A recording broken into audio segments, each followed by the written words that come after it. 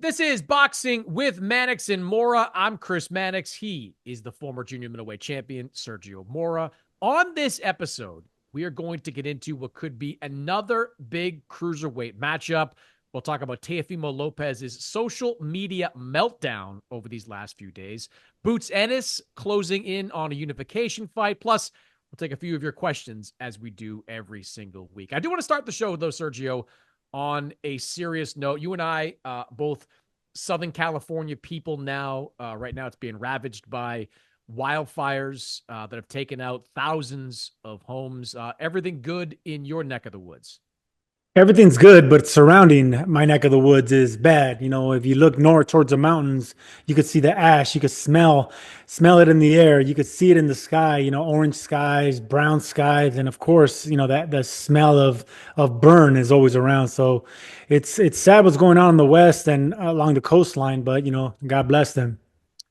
Yeah, I'm in downtown LA, and it's kind of the same thing where you're not threatened by the wildfires, but the air is, I don't want to say toxic, but close to it. You got to stay inside to avoid breathing in all the smoke and ash and embers that are kind of flying around. The wind out there, crazy. I mean, Southern California has seen a lot of wildfires over the years, and you know that, but rarely in these areas. So it's all of a sudden kind of spiraled out of control. But hopefully, wish for the best people that are dealing with. I'm glad you brought this up, Chris. I just want to say one last thing. I've lived here all my life, and I've never seen weather like this in January. I never seen rain. When it rains, it pours. But we haven't got rain in 8 months. So look, we work in boxing, we work in the sweet science. I wish more people will start believing the sweet science. If you know what I'm talking about.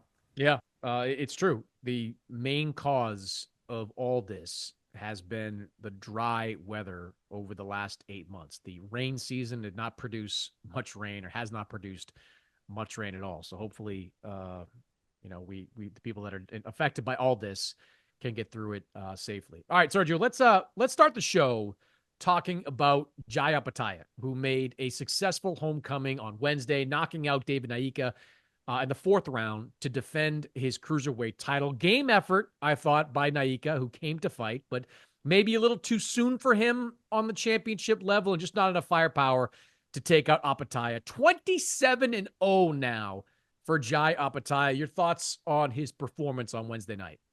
Well, I got to applaud David Naika for biting off more than he can chew. And you know what? He made it a fight. He was switching southpaw, which at times are working, but he's not a southpaw. He's an orthodox fighter. He wasn't using his 6'6" length and his reach and his power. He's just trying to fight Opetaia, and I think that's where he went wrong. He actually rocked Opetaia early in that fight with a 1-2-3. It was left hook backing up, and that's a combination that I like throwing against southpaws that are coming forward. It's that three that lands in the end, Roy Jones style, 1-2, sweep him with that hook, and Naika caught him with that. He wasn't able to capitalize, but man, what a fight it was, and what a way to make yourself known on the big stage against the best cruiserweight in the world in Jai Opetaia. Even Opetaia had to give him some credit, smiling and give him credit afterwards, because that's a killer in Opetaia, man. He's the real deal, and Zurdo's gonna have his hands full because Jai Opetaia's he's the truth.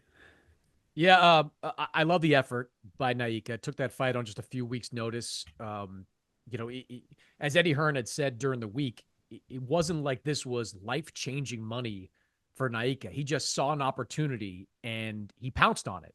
And give him credit for that. A lot of guys wouldn't take a fight like that. They would take a safer fight, build their record up, 8, 9, 10 more fights to put themselves in a position. David Naika said, you know what? Here's my chance. A Tasmanian Australian matchup, the New Zealand Australia battle.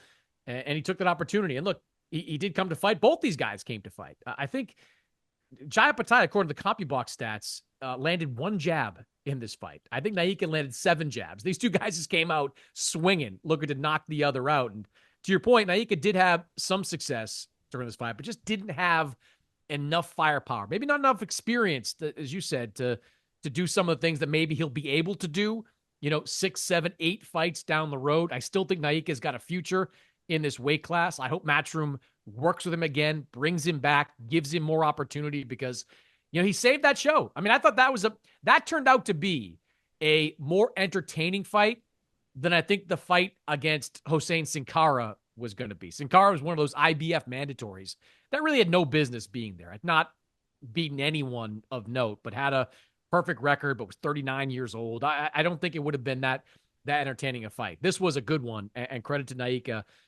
for taking it that far. Now, that fight is done. And now that it's over, we can move on to hopefully bigger and better things, because there is a cruiserweight matchup, Sergio, that everyone wants to see, and you alluded to it. Jai Opetaia against Zurdo Ramirez. Zurdo Ramirez, a 2-belt title holder. Jai Opetaia's got 1 belt. That would be a huge unification fight later this year. It sounds like Jai Opetaia is ready for that fight. Take a listen to what he said after the fight. But my question is to you now, is there anyone that can touch you now in the cruiserweight division in the world?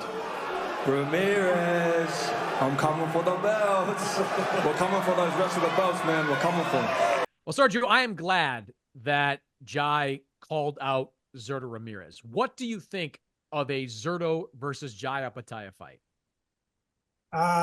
Man, listen, for a long time, I would favor Jai Opetaia. His footwork, his explosive power, his punch selection, and the fact that he fights like a southpaw. You know, he has fleet feet, and he knows how to use those angles and flank opponents.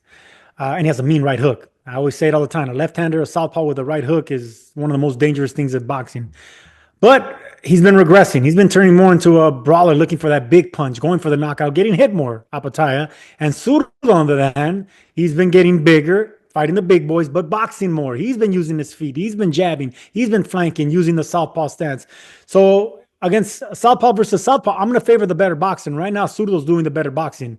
But I'm not going to favor him, man. I'm still going to go for Jai Opetaia. Jai Opetaia is special, man, because and not only does he have power and footwork, and he has a brilliant fight IQ, but he has this thing about him. I don't know if you could see it, Chris Mannix, because you're one of these Boston Ivy League boys that don't mingle with tough guys. But Jai Opetaia has a few screws loose in the head, man. The look in his eye when he talks, the things that comes out of his mouth, you could tell that he's gangster. He's gangster, man. I don't know if there are gangs down there, down under, but he's a bad boy. And he has that mean look in his eye. So I don't know if he has a couple of screws loose, but that's what makes a dangerous fighter. Because the man has the skills, he has the mental toughness, and he has that you can't teach. You just pick that up in the streets, man. Jai Opetaia is a mean man. I would favor him against Zurdo in a great fight. All right. For the 407th time, Boston College is not in the Ivy League. I want to get that out of the way first. No one knows that. But it's up there, okay? It's probably 4th on the list. Literally everyone knows that. Second, I do want to say I do think that this fight is going to happen to get into the negotiations a little bit. I had some concern, and maybe still have a little bit of concern, that Golden Boy might target that WBC title before moving on to a Jai Opetaia fight. But right now, that WBC title situation is a mess. We saw last month that Badou Jack was restored as cruiserweight champion. He was cruiserweight champion in recess. Now he was restored. Noel Mikhailian, he is now the champion in recess while he figures out his promotional issues with Don King. Badou Jack is going to defend that WBC title, which he hasn't fought for in years, against his mandatory challenger. So that belt is going to be occupied for the foreseeable future. That opens up the window. That opens up the room to make this unification fight between Zurdo and Opetaia. And I think it's going to wind up on a Saudi Arabia card. Both these guys, they can draw in their respective locations. Jai did 5,000-6,000 in Australia this past week. Zurdo, we've seen do close to 10,000 at times in Southern California, can do a decent crowd. But the real money for this fight is going to be in Saudi Arabia. And I believe they're planning a fight card over there in May. That is the most likely date, or the first time we could see Jai against Zurdo. So I do think it's going to happen. That's good news. The fight itself, to me, it's 50-50 right now. I think Jai is the kind of fighter that I think could dominate the early rounds against Zurdo. I think Jai is really good in the first halves of fights, but we have seen him towards the back end of fights have some trouble, most notably the couple of fights he had with Maris Briedis, who is currently the best fighter he's faced up until this point. that's when Zurdo kind of gets going. Zurdo's got an engine, as you know, Sergio. He is indefatigable out there. Like, he just keeps going, keeps moving. So this is the kind of fight I can see going back and forth, where Jai looks great in the first 5 or 6 rounds, and then Zurdo picks up steam and wins out the late rounds. We saw that with Zurdo against Chris Billam-Smith. Carried that speed, carried that power, carried that activity all throughout the end of that fight. I think it is a total coin flip type of fight right now between the two guys that are clearly the two best guys in the cruiserweight division. Yeah, I think Zurdo's a better second half fighter. He's a better body puncher. I think he's a better combination puncher as well. And especially since he's had to move up in weight and not knock guys out anymore, he's the better combination and volume puncher as well. Opetaia looks to turn your lights out with that big left hand. He has a mean left hand, but he has a big right hook too. And once he starts slinging that right hook, I mean, that's the punch that you're going to need whenever you have a guy that punches really straight coming at you with volume. You need those white punches. It'll be exciting while it lasts. And I still think, it goes into the second half of the fight, but Zurdo might have the upper hand this time around, man. Anytime you see fighters that they start getting touched, they start getting hit. And even though they were mowing down everyone, before that one hiccup, that one opponent that gave them issues, but you start questioning them. And we've seen that with a lot of fighters. We've been seeing it with some of the best fighters. Bud Crawford, we start, questioning him with Majumov. We start questioning a lot of these top fighters once they had one, kind of bad performance. So that's going to be with Jai Opetaia now. The next one, now, is he a puncher? Is he a boxer? We're going to find out. I just hope that the next one's Zurdo, because right now is the time for Zurdo to strike. And I would think it's going to be war, man. I just don't see that fight not turning into nothing else. Yeah. Before Zurdo started this really great run at cruiserweight, it was really just about a year old, I would have wondered if he had the chin to hold up to the power of Opetaia. But seeing him go the distance against Arsan Goulamirian, seeing him go the distance against Chris Billam-Smith, these are real punchers at cruiserweight. I think Opetaia is a bigger puncher than both of them, but I saw enough from Zurdo to make me believe that he can handle the power of Opetaia. And I just think he's got a great chance to win if he survives that early onslaught. He keeps the pressure on. When I watched that Naika fight, the times that I thought Naika had success and where I would have liked to see him do a little bit more was when he was pressing on Opetaia, when he had him kind of back against the ropes, made it sort of a fight in a phone booth. That's what Zurdo does. Zurdo loves that style of fight. He does it against guys that are bigger, that are smaller. It doesn't matter. So if Zurdo can kind of get through those first few rounds and make Opetaia fight him in that way, kind of middle of the ring, I think he's got a great chance to win a decision. I don't think either guy knocks the other one out. I think it goes the distance either way. And I would slightly favor Zurdo Ramirez at that point, which I never would have said about a year ago. All right, let's talk about Teofimo Lopez, who has had quite the week. Last week, word got out that Top Rank was attempting to finalize a 140-pound title fight between Teofimo and Subriel Matias. Everyone was excited about that fight. Great fight, terrific action fight. Everyone loved it. Well, now that fight is off. According to Top Rank, Teofimo has rejected the offer to fight Matias. The IBF has ordered Matias into another title eliminator. Sergio, Teofimo wants out of his contract with Top Rank. He has been name-checking people over there. He has been tweeting a mile a minute over these last few days. And he doesn't seem willing to take any more fights until he gets out of that contract. So what do you think about everything that's going on with Teofimo? Teofimo Lopez Jr. is self-destructing right in front of our eyes, and he's self-sabotaging his own career. He shoots himself in the foot. Use any analogy, man. I got plenty to go, but that's what he's doing, Mannix. This is a guy with a lot of talent, but he hasn't done nothing in about 4 years now. I mean, when he shocked everybody, including myself, beating Lomachenko, that was incredible, man. He has all the natural gifts. He's a huge fighter he was a huge lightweight. He's a big 140 pounder. He can already go to 147 if he wants to. And I would favor him against most opponents when his head's right. I say it all the time. I've been saying it with you on this podcast for years now. When Teofimo Lopez has his head on straight and he's not distracted, he is the best fighter in any division he fights in. The problem is he's not there. He's not there mentally. His personal life is a mess. his relationship with his father, his relationship with his promoter, his relationship with fans, and now that he has Twitter fingers, he's releasing that craziness to the world, and it's not a good look, and it's definitely not gonna help him and his career. Just like I said, he's shooting himself in the foot, man. This is the type of guy that thinks he's smart, but he's emotionally just not there. He's not an emotional smart guy. He needs someone to slap him around and put him in the right place. But he's not. He doesn't have character enough to know that he's wrong. He doesn't point him. He doesn't look in the mirror and say, "Hey, maybe I'm the problem."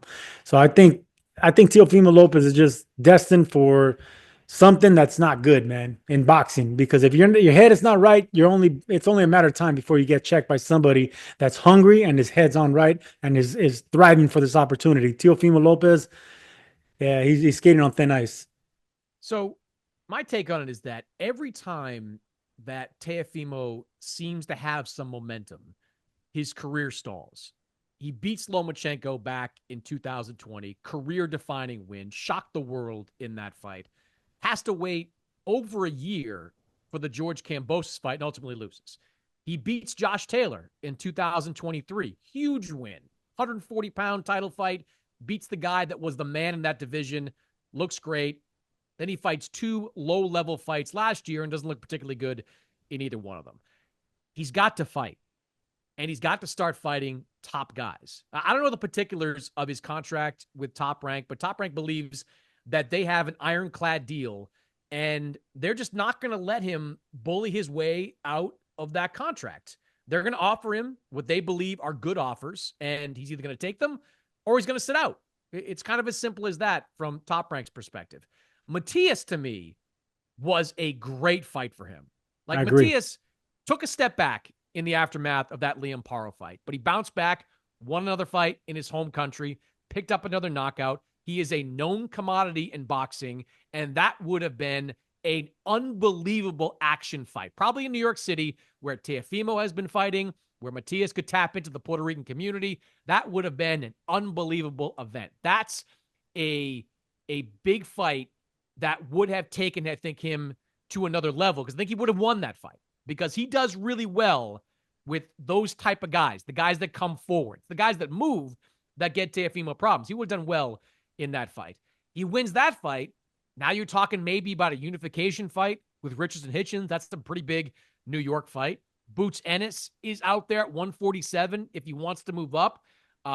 More power to him. I think it's a tough fight, but if he wants to do that, he and his father, Sergio, have said consistently that they want Teofimo to be a pay-per-view star. But you got to build towards that. You got to keep fighting and winning on those mid to high-level stages before you can become a pay-per-view star. Teofimo can't just come back against anybody and fight on pay-per-view. He's got to beat guys like Matias, like Hitchens, unification fights. Keep building. Try to regain that momentum that he once had. Without it, I don't know where Teofimo's career is going to take him. The problem here, and you touched on it right there, is his father, Teofimo Sr., is just as delusional as Junior. They're not going to be pay-per-view stars. They're 27 years old, and they're... Look, man, if they were to rode that gravy train when they were 23 and they had all the momentum in the world after that Loma fight, then yes, I would agree. Young, hungry, athletic, strong, powerful, everything you could think of, every adjective you could think of to create a fighter, Teofimo had it. But then you seen the self-destruction, you start seeing like the little chinks in his armor, and then you started seeing the chemistry that him and his father have. It could be good and bad, the personal issues, the divorce, all this other stuff. Then you got to see the real quote-unquote fighter in Teofimo, because he's not all there, man. He is not all there. And, I hate to get all psychological, but you're not going to see the best of Teofimo if you're not seeing the best of Teofimo outside the ring, in interviews, in his personal life, in his chemistry with his father. If you're seeing friction in all these parts of his life, he's going to take that in the ring, man. He's not the type of fighter that can compartmentalize. And we see it all the time after fights where he starts questioning himself in front of the camera saying, do I still got it? And he's arguing with people in the corner. That's not him, man. When he's firing on all cylinders and he's fighting orthodox and southpaw, using angles, elbows and hands down and doing backflips. And that's Teofimo, man. That's the star, the potential pay-per-view star that could have been in the making. That's not who we have anymore. This is a man that's already been, riddled with a bunch of things outside the ring that just got to him in his personal life. And I just don't think I don't think we're going to see the 100% of Teofimo no more. I think he's going to get picked off by one of these top guys. I think maybe he has one more chance at greatness, and he better pass that test because he's already backs against the ropes. Now, it's interesting you say you don't think he's the kind of guy that can compartmentalize, because that's the key, right? Because lots of guys have a lot of stuff going on outside the ring. Every fighter does, including you. Everybody does. That's part of being a man, a human, whatever it is. But whenever you have to balance a camp and going to gym, then coming home and having to have, a bigger fight at home that you are in the gym, if you know what I mean, that's when you start juggling problems, and that's when things get bad. And then add the promotion of the fight, then add the fact that you got all these interviews and all these things that you need to do leading to the fight. Then you have to make weight, man. So many things a fighter goes through, the athletes go through. That's why you're seeing a bunch of these fighters, blame bringing up mental awareness now. It's been there all along. It's just now it's getting talked about more. Teofimo, he needs a lot. He needs a lot, man, and it starts in his corner. So what would your advice to him be? Because mine would be to fight, right? Like to figure out what it's going to take to make this Matias fight happen. Top Rank's got the date. They've got the venue. They've got everything lined up for that fight to happen. My advice would be to take that fight and see where you go from there. Look, at some point his contract is going to be up. But as you well know, you can't just wait a contract like this out. Like if you owe a promoter fights, they're going to sideline you. They're going to bench you. And Teofimo has been, remarkably inactive since that win, since that win over Lomachenko back in 2020. What was it? I thought I'd written down here somewhere, but he's only fought, he usually fights like once, sometimes twice a year since then. I think he's had 5 or 6 fights, since that Lomachenko fight. Like my advice would be to take the fight and figure it out. Find a way to, make as much money as you can, on this fight. Get a win. You're probably going to look great doing it. And then all of a sudden, you're even bigger. You can keep growing yourself as a fighter, as a name. Sitting out to me, Sergio, doesn't make any sense. Now, look, to Teofimo's credit, I mean, we're criticizing him, but to his credit, he has been fighting once a year, except this year. He's already fought twice. He hasn't looked great. Well, hold on. We're now in 2025, though, right? Like he fought twice last year. Come on, man. We're like 1 week in. Give me a break. Just last week, he fought twice in 2024, and he could have made it 3 times. That's more active than these other 140-pound fighters that are only fighting 1 time a year. So you can't just criticize and keep piling on Teofimo. Look at the other champions at 140. They've only fought once. Well, no, but he actually had a chance to fight 3 times in 2024. Top Rank wanted him for, I believe it was the September 27th show that they wanted him to headline. So he had opportunities to fight once again, but he's got a clear beef with Top Rank. He's been name checking Todd Dubuff, who's running things now at Top Rank. And he's been calling for his buyout and saying pretty explicitly on social media that he's not going to fight unless it's all on his terms. I just think that's a mistake. I mean, I get that if you're a fighter, you want to make as much money as possible, but the best way for Teofimo at 27 years old to get his career on the path that you and I both think he can get on, the elite level path, the top 10 pound for pound, ticket seller, revenue driver type of guy. The only way to do it is to fight. And passing on fights in September was a mistake. Passing on this fight against Matias is a mistake. I just think he's got to find a way to get back in the ring. What do you call his last 2 fights then? I mean, those are tune-ups. I mean, the Steve Claggett fight, yeah, he didn't look good, but it's someone that you don't get up for. Who's the other guy that gave him issues? The Dominican kid.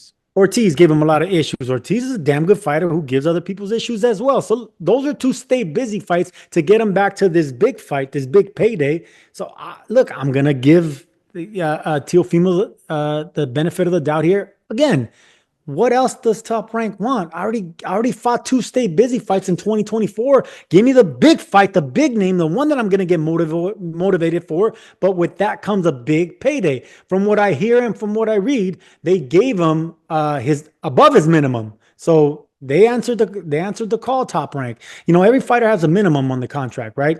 So if your minimum is say $1 million, and they're saying, okay, for this big fight against Matias in New York or wherever it's going to be, we're going to give you 1.2 over your minimum. Then that's when you gotta start saying, okay, it is a fighter's problem. They're giving you over the minimum, and you already want more.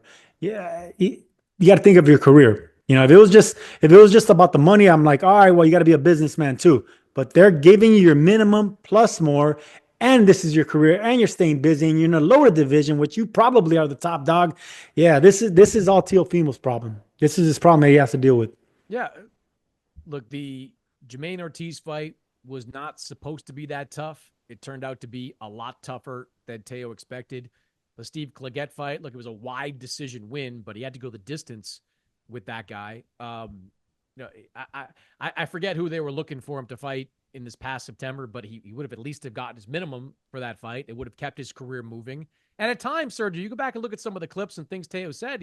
He said, I want to be really active. I want to fight 5 times in a year. Like, he kind of keeps jumping back and forth with what he wants and what he wants out of his career. Look, the Matias fight is not a stay busy fight. That's not a tune-up fight. That is a real world title defense that would get a lot of attention, whether it's on ESPN or even on pay-per-view. I think it's a bad idea to put a fight like that on pay-per-view, but whatever. The fight itself would have been excellent. I just would have liked to have seen him, or would still like to see him, find a way to take that fight and keep his career moving. All right, we got to talk about 147.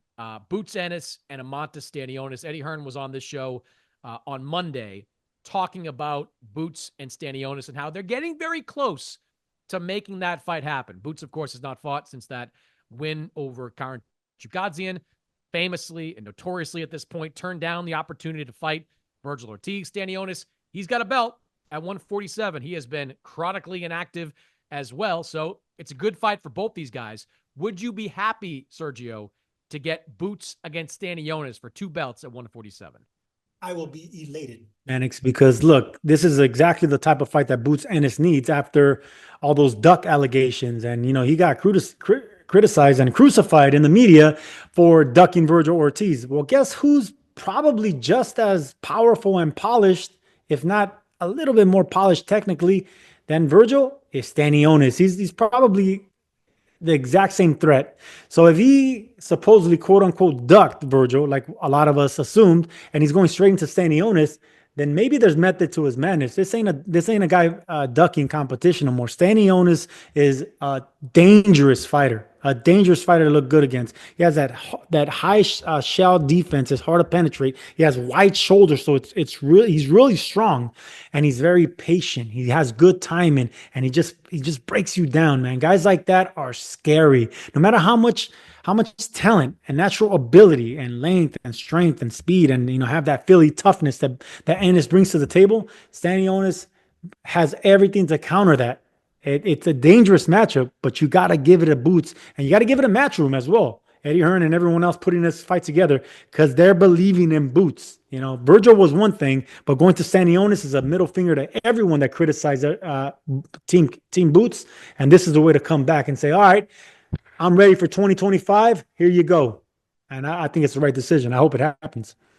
I don't know about the whole middle finger to everybody that criticized him part. Why not? Because you don't think people were really hard on Boots, including us? They were very hard on Boots. And while I think a Stanionis fight is a nice save, it doesn't change the fact that Boots turned down a pile of money to fight Virgil Ortiz at 154. Yeah, but do you agree that Ortiz and Stanionis are pretty much the facsimile of each other? Nice job with facsimile. I think it's a good fight. I think Virgil is probably a little bit tougher. I would have loved to have seen Virgil against Stanionis to kind of decide this, but that all fell apart back in 2023. Stanionis, to that point, has been incredibly inactive. He has fought 1 time in the last 3 years. 1 time. And he had a lot of problems with injuries and illnesses of his own, injuries and illnesses to his opponents, most notably Virgil Ortiz. But we haven't seen him in the ring outside of that 1 fight against Gabriel Maestri since 2022, when he had that big win on the it was the Errol Spence undercard when he beat Butsayev. So I don't know what we're gonna get. I think it was Maestri, wasn't it? Maestro he beat. Yeah. Was it last year, I think. There you go.